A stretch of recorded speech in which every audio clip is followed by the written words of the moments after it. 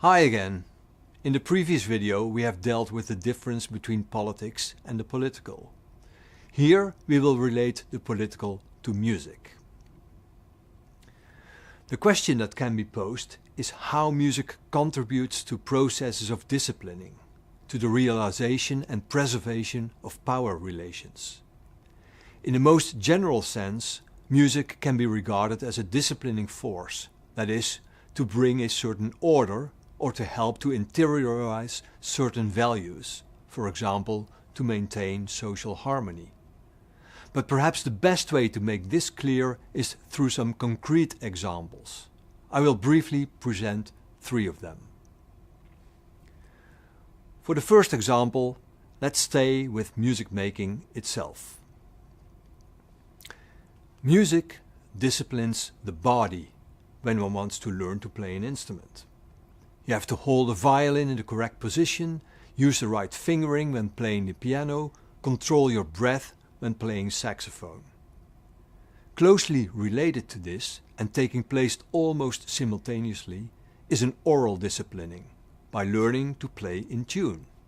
The first thing you do when you start playing guitar is to tune it. A social or historical disciplining takes place when people learn and agree that Bach, Mozart, Beethoven, Wagner and several others are the most important composers of the Western music world. This is known as the canon of big names. Be aware that this canon consists only of men, basically from the northern part of Europe, although it is presented as the universal history of music. Another kind of disciplining takes place in an orchestra, where you have to follow the rules of the conductor. The point is that you can never be sure if he, again usually a male person, listens to you. Therefore, you internalize those rules, which makes that the conductor is not the only one who controls. You are controlling yourself. Of course, I'm not claiming that disciplining is bad in itself, that control should be avoided or that power relations in principle must be subverted. But I do claim that music making is always already permeated by power relations. Even if it's not always controlled by politics, the political is always operative. Now for our second example, let's move away from music making and the music world per se and see how music influences our behavior as consumers and our encounter with others. In the very first video of this course, One Day in the Life of a Listener, you could see how our main character passed by several stores which were all playing their own specific musics. In our everyday lives we hear lots of music in public and semi-public spaces, such as train stations, airports and shopping malls. Well, regarding these shopping malls and the music being played there, the Canadian scholar Jonathan Stern has written some interesting things. According to Stern, music in shopping malls functions as acoustic control. It is basically used to attract people who want to buy and to chase away non-consumers such as poor people, sex workers, drug dealers, etc. Music thus codes a space specifically in terms of social class, race or age.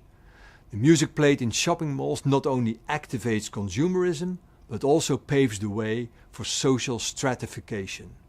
Certain groups are invited in, while others are excluded.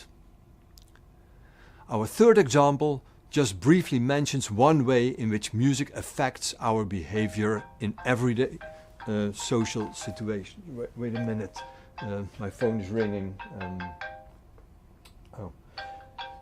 Well, I see it's not that important, so I'll just turn it off.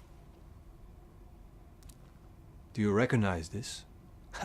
I guess you do.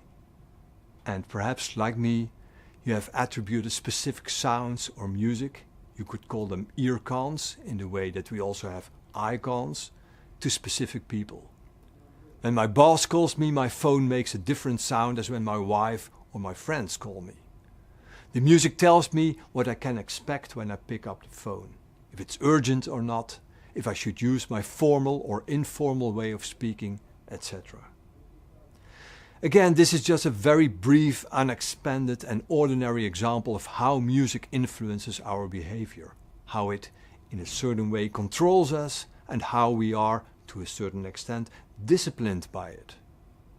And it is pretty effective, also because its influence often takes place at the precognitive corporeal level. So in short, what we have learned in this video is how music is used as a tool to influence, control and discipline our behavior and our interactions with others. It is in this sense that we can say that music and the political are connected.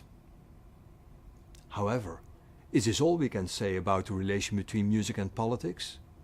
No, certainly not. In the next video we will see how music also can have a disruptive force.